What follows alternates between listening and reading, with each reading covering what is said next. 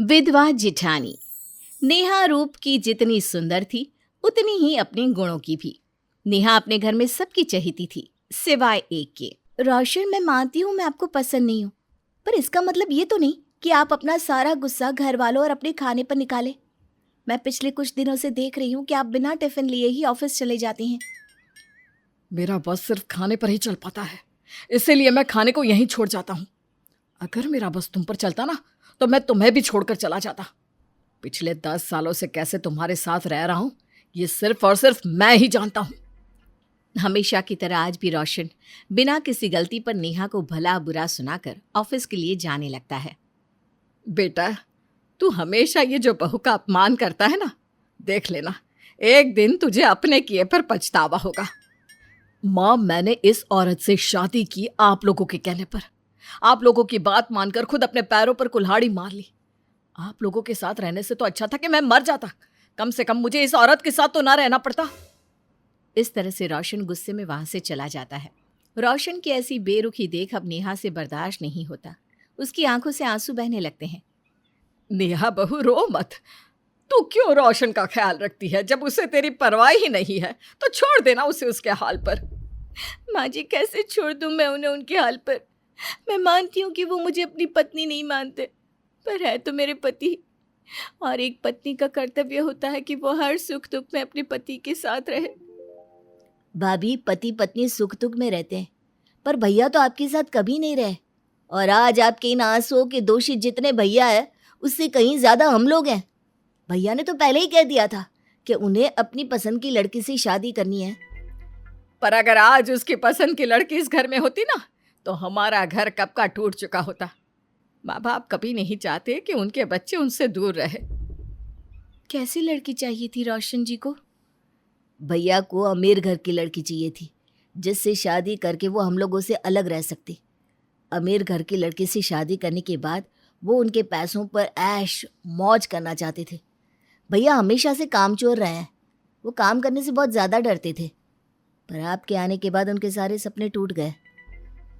ऐसे सपने तो टूट जाना ही अच्छा होता है बेटा। अब इस तरह से समय बीत जाता है और रोशन की बेरुखी भी समय के साथ बढ़ती जाती है। रोशन अब घर में आना भी कम कर देता है, मानो जैसे उसका घर में होना ना होना एक बराबर हो। आज 3 दिनों बाद रोशन घर आया था। आप ऐसे क्यों कर रहे हैं रोशन जी? आपकी नाराज़गी मुझसे है। अगर आप कहेंगे तो मैं आपके सामने भी नहीं आऊँगी। कम से कम आप घर तो समय पर आ जाया कीजिए। आपको पता है घर वालों को आपकी कितनी चिंता होती है। तुम मुझे मत बताओ किसको मेरी चिंता होती है और किसको नहीं। अगर मेरे माँ बाप को मेरी इतनी ही फिक्र होती तो वो मेरी शादी तुमसे नहीं करवाते। उन दोनों की बहस चल रही थी, तभी सभी घर वाले आ जाते हैं और एक ही ताने बार बार सुनकर अब पूजा यानी कि नेहा की देवरानी भी परेशान हो चुकी थी। ये सब कुछ देखकर पूजा से बर्दाश्त नहीं होता। माफ करना भैया, आपकी और भाभी के बीच बोल रही हूँ, पर आप भाभी के साथ सही नहीं कर रहे। आप उन्हें उस चीज की सजा दे रहे हैं जो गलती उन्होंने की ही नहीं। मैं आपसे पूछती हूँ, अगर कोई आपके साथ इस तरह की बदसलूकी करता तो आप क्या करते? इस घर की छोटी बहू हो, छोटी बहू बनकर रहो। इस घर का बड़ा बेटा बनने की जरूरत नहीं है, तो मैं समझी तुम। इतना बोलकर रोशन वहां से चला जाता है, पर यह सब देखकर रोशन की बेटी जो अभी सिर्फ 10 साल की थी उसे अपने ही पिता से नफरत होने लगती है। माँ, चाची, पापा बहुत गंदे हैं। मैं पापा को कभी माफ नहीं करूंगी। वो हमेशा माँ को रुलाते रहते हैं। ऐसा नहीं बोलते बेटा, वो तुम्हारे पापा हैं। क्या हुआ अगर वो मुझे डांटते रहते हैं? देखो तुमसे कितना प्यार करते हैं ना पापा। नेहा अपनी बेटी को तो अपनी बातों से बहला लेती है, पर खुद को संभाल नहीं पाती। अब इसी तरह से कुछ दिन बीत जाते हैं और एक दिन रोशन गुस्से में सबके सामने नेहा पर हाथ उठा देता है। रोशन, तेरी हिम्मत कैसे हुई मेरी बहू पर हाथ उठाने की? माँ, अपनी बहू को समझा लो, मुझसे ज्यादा सवाल जवाब ना करे और अपनी हद में रहा करे। हद में रहने की जरूरत नेहा बहू को नहीं, तुझे है रोशन, क्योंकि तू अपनी सारी हदें पार कर रहा है। नेहा इस घर की बहू है और तेरी पत्नी भी। उसका पूरा हक है तुझसे सवाल करने का। अगर ऐसा है तो आप इसे अपनी बहू बना कर रखो। मैं नहीं मानता इसे अपनी पत्नी, और अब मुझे इसके साथ रहना ही नहीं। नेहा बहू इस घर की बहू ही नहीं, मेरी बेटी भी है। मैं नेहा बहू को अपनी बेटी से बढ़कर मानती हूँ। अगर तुझे नेहा के साथ नहीं रहना तो मत रह। पर एक बात याद रखना, तुझे अब इस घर से एक फूटी कौड़ी नहीं मिलेगी। अगर ऐसी बात है माँ, तो मेरी भी एक बात सुन लो। मैं आप सब लोगों के लिए मर चुका हूँ। अब आपसे मेरा कोई भी नाता नहीं है। नहीं नहीं रोशन जी, ऐसा मत कहिए। आप मेरी गलती की सजा पूरे घर वालों को मत दीजिए। मैं आपसे वादा करती हूँ, आपसे मैं वही करूँगी जो आप कहेंगे। अगर आप कहेंगे तो मैं कभी आपके सामने नहीं आऊँगी, मैं आपसे कभी कोई सवाल नहीं करूँगी, पर भगवान के लिए ऐसी बातें मत कीजिए। मेरा फैसला नहीं बदलने वाला। रोशन अपना आखिरी फैसला सुनाकर घर से चला जाता है। रोशन के जाने के बाद मानो जैसे नेहा के ऊपर दुखों का पहाड़ ही टूट जाता है। दीदी आप रोइए मत, सब ठीक हो जाएगा। भैया ने ये सब कुछ बस गुस्से में कहा है। जैसे ही उनका गुस्सा शांत होगा वो वापस आ जाएंगे।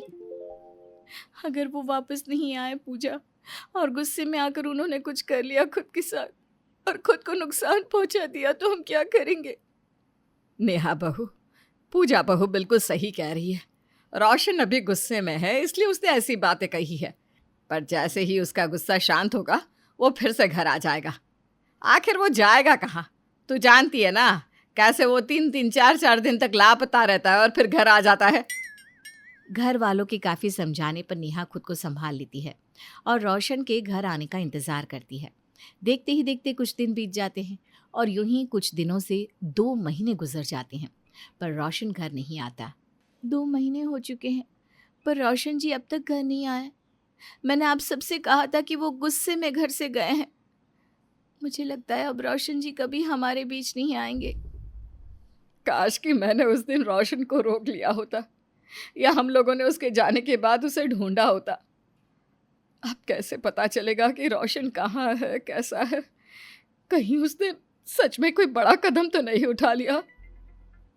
जहाँ नेहा रोशन की विधवा बनकर जी रही थी, वहीं दूसरी ओर रोशन अमीर घर की लड़की जिसका नाम रूपल था, उससे शादी करके आराम से अपनी जिंदगी बिता रहा था, जैसा कि वो पहले से चाहता था।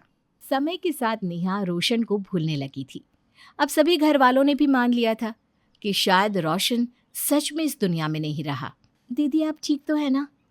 मैं देख रही हूँ जब से रोशन भैया इस घर से गए हैं, आप कुछ खोई खोई सी रहती हैं। हाँ पूजा, मैं बिल्कुल ठीक हूँ, और रही मेरी बात तो मेरी किस्मत में शायद यही लिखा था। अच्छा, मुझे ना तुमसे एक बात करनी थी। हाँ हाँ बोलिए ना दीदी। आज जब तुम मार्केट जाओ ना, तो गुड़िया के लिए स्कूल की ड्रेस ले आना ना, उसकी ड्रेस चेंज हो गई है। हाँ ठीक है दीदी। अब शाम को पूजा बाजार जाती है, जहाँ वो कुछ सब्जियों के साथ अपनी भतीजी के लिए स्कूल की ड्रेस खरीदती है। ड्रेस लेते ही पूजा की नज़र अपने जेठ रोशन पर पड़ती है। रोशन को जिंदा देख पूजा के तो होश ही उड़ जाते हैं। ये तो जेठ है। जेठ जी जिंदा है, और सभी घर वाले सोच रहे हैं कि शायद जेठ जी इस दुनिया में नहीं रहे। जेठ जी किसकी गाड़ी में बैठे हैं? मुझे पता लगाना होगा कि आखिर ये सब क्या हो रहा है। आखिर जेठ जी ने ऐसा क्यों किया? उन्होंने ये ढोंग क्यों रचा? जब तक मैं सच्चाई का पता नहीं लगा लेती, मैं घर वालों को कुछ नहीं बता सकती। अब पूजा रोशन की गाड़ी का पीछा करती है और वो देखती है कि रोशन एक लड़की के साथ एक बड़े से घर में गया। पूजा को कुछ समझ में नहीं आ रहा था कि आखिर ये हो क्या रहा है, और पूजा इसी सच को जानने के लिए अगले दिन उसी घर पर पहुंचती है जहां उसकी मुलाकात रूबी नाम की एक लड़की से होती है। कौन हो तुम, और ऐसे कैसे घर में घुसी चली आ रही हो? मेरा नाम पूजा है, पर तुम कौन हो? कल मैंने अपने जेठ रोशन जी को तुम्हारे साथ देखा। तुम्हारा और मेरे जेठ जी का क्या रिश्ता है? देखो मैं नहीं जानती तुम कौन हो, और रोशन को कैसे जानती हो? रोशन मेरा पति है, हम दोनों की शादी हुई है और रोशन इसी घर में मेरे साथ रहते हैं। क्या? ये तुम क्या कह रही हो? आखिर तुम जेठ जी की पत्नी कैसे हो सकती हो? वो तो पहले से ही शादीशुदा है और उनकी एक छोटी सी बच्ची भी है। क्या? ये क्या बोल रही हो तुम? मैं सच कह रही हूँ। इस तरह से पूजा रूबी को सारा सच बताती है, पर रूबी किसी भी बात का विश्वास नहीं करती और उसे घर से धक्के मारकर निकाल देती है। अब दोबारा कभी मेरे घर की दहलीज मत लांघना, न जाने कहाँ कहाँ से आ जाते हैं मुंह उठाकर। इतना बोलकर रूबी पूजा के मुंह पर दरवाज़ा बंद कर देती है। कुछ देर बाद पूजा घर जाती है। घर जाने के बाद भी पूजा के दिमाग में कई सारे सवाल घूम रहे थे जिसका जवाब अब तक उसे नहीं मिला था, और इसीलिए पूजा घर वालों को कुछ नहीं बताती और इस सच को छुपा कर रखती है। जहाँ पूजा अपनी जेठानी की खुशियों के लिए उसे रोशन का सच नहीं बताती, वहीं दूसरी ओर रोशन अपनी दूसरी बीवी के साथ आराम से रह रहा था। पर कहते हैं ना, जो खुश दिखता है वो खुश होता नहीं। ऐसा ही कुछ हाल था रोशन के साथ। रूबी, मैं तुम्हारे लिए ये चांदी की पायल लाया था, जरा इसे पहन कर तो दिखाओ। पायल लाए हो, वो भी मेरे लिए? वाओ, पैसे कहाँ से आए तुम्हारे पास? क्योंकि तुम तो यहाँ मुफ्त की रोटियां तोड़ती हो। मैं तुमसे उम्मीद भी नहीं कर सकती कि तुम इस पायल को अपनी कमाई से लेकर आए होगे। रूबी, तुम जो पैसे मुझे देती हो ना, बस उन्हीं पैसों को जोड़कर मैं तुम्हारे लिए ये छोटा सा गिफ्ट लेकर आया ताकि तुम खुश हो जाओ। पर तुम्हारी बातों से लग रहा है कि तुम्हें ये गिफ्ट अच्छा नहीं लगा। बरखुदार, मेरी बेटी तुमसे खुश तब होती जब तुम ये पायल अपनी कमाई से लाते। तुम तो हमारे टुकड़ों पर पल रहे हो, और ये पायल भी तुम मेरी बेटी के पैसे से ही लेकर आए हो। पता चल गया ना मेरी नाराजगी का राज। अब जाओ यहाँ से, जाकर मेरे और पापा के लिए खाना बनाओ, क्योंकि हम दोनों बहुत ज्यादा थक गए हैं। है ना पापा? हाँ मेरा बच्चों। इस तरह से रूबी अपने पिता के सामने रोशन की खूब बेइज्जती करती है और खुद अपने पिता के साथ कमरे में जाकर काम के सिलसिले में बातें करने लगती है। कुछ देर बाद जब रोशन खाना लेकर कमरे में पहुंचता है। रोशन, तुम्हारे घर वालों ने तुम्हें तमीज नहीं सिखाई क्या? अगर नहीं सिखाई तो मैं सिखाती हूँ। जब कोई दो बड़े लोग आपस में कोई इम्पोर्टेंट बात को डिस्कस कर रहे हो तो बिना नॉक किए उनके कमरे में यूं इस तरह घुसना नहीं चाहिए। इस तरह से रूबी और उसका पिता रोशन को एक नौकर बनाकर रखते हैं और हर दिन उसकी बेइज्जती करते हैं। अब ये सब कुछ सह सह कर रोशन भी थक चुका था। मैंने इस लड़की से शादी करी, इससे प्यार किया, ये सोचकर कि आराम से पूरी जिंदगी बैठकर खाऊंगा। पर आज पता चल रहा है कि मैं कितना गलत था। मेरे लिए नेहा ही सही थी, पर मैंने नेहा के साथ कितना गलत किया, और शायद उसी की सज़ा मुझे मिल रही है। पर अब क्या करूं? किस मुंह से अपनी नेहा के पास जाऊं? अगर घर वालों ने मुझे नहीं अपनाया तो, पर मैं अब और यहाँ की जिल्लत नहीं सह सकता। आखिरकार रोशन रूबी को छोड़कर अपने घर जाने का फैसला लेता है और बिना डरे रूबी और उसके पिता से अपने दिल की बात कह देता है। मैं तुम दोनों बाप बेटी का नौकर नहीं हूं। जब तुम दोनों कहोगे मुझे उठ जा तो मैं उठ जाऊं, कहोगे बैठ जा तो मैं बैठ जाऊं। बस बहुत बर्दाश्त कर लिया मैंने। मैं तुम्हारे साथ नहीं रह सकता, इसलिए मैं जा रहा हूं तुमसे अपने सारे रिश्ते नाते तोड़कर। जाओगी कहाँ मिस्टर रोशन? मैं भी देखती हूँ मुझे छोड़कर तुम कहाँ जाते हो। तुम्हें जहाँ जाना है जाओ, मैं भी आ रही हूँ तुम्हारे पीछे पीछे। इस तरह से रोशन रूबी को छोड़कर अपने घर के लिए निकल जाता है। रूबी को भी रोशन का सच पता था, इसलिए वो भी रोशन के पीछे पीछे उसके घर पहुंच जाती है। जहां सभी घर वाले रोशन को जिंदा देखकर हैरान थे, तो वहीं दूसरी बीवी को देखकर भी। तू जिंदा है और फिर भी हमसे इतने दिनों तक दूर रहा, और दूसरी शादी भी कर ली। एक बार भी नहीं सोचा कि तेरे घर वालों पर क्या बीतेगी। माँ, शायद इसी बात की सजा मुझे मिल रही है। अभी तुम्हें सजा मिलने बाकी है मिस्टर रोशन। तुमने मुझे धोखा दिया है। तुम पहले से ही शादीशुदा थे, फिर भी तुमने मुझसे दूसरी शादी की, इसलिए अब मैं तुम्हें जेल भिजवा कर रहूंगी। नहीं नहीं बहन, ऐसा मत करो। मैं अपने पति को छोड़ दूंगी। मैं और रोशन जी डिवोर्स ले लेंगे।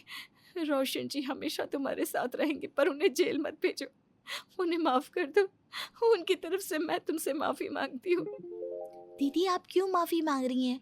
गलती जेठ जी ने करी है। उन्होंने आपको ही नहीं, रूबी को भी धोखा दिया है। नेहा, फिक्र मत करो, मैं पुलिस को नहीं बुला रही हूँ। ये सब तो बस मैंने एक चाल चली थी। मुझे तुम्हारी देवरानी ने सब कुछ सच सच बता दिया था, और हम चाहते थे कि रोशन को अपनी गलती का एहसास हो, इसलिए उसे सबक सिखाने के लिए मैंने ये सब किया। मिस्टर रोशन जी, तुमने अपनी बीवी की कभी कदर नहीं की, इसलिए मुझे तुम्हारे साथ इस तरह का बर्ताव करना पड़ा। आई होप अब तुम्हें अपनी गलती का एहसास हो गया होगा और आगे से ऐसी हरकतें दोबारा नहीं करोगे। सारी सच्चाई सामने आने के बाद रोशन नेहा के पैरों में गिर जाता है और दिल से उससे माफ़ी मांगता है।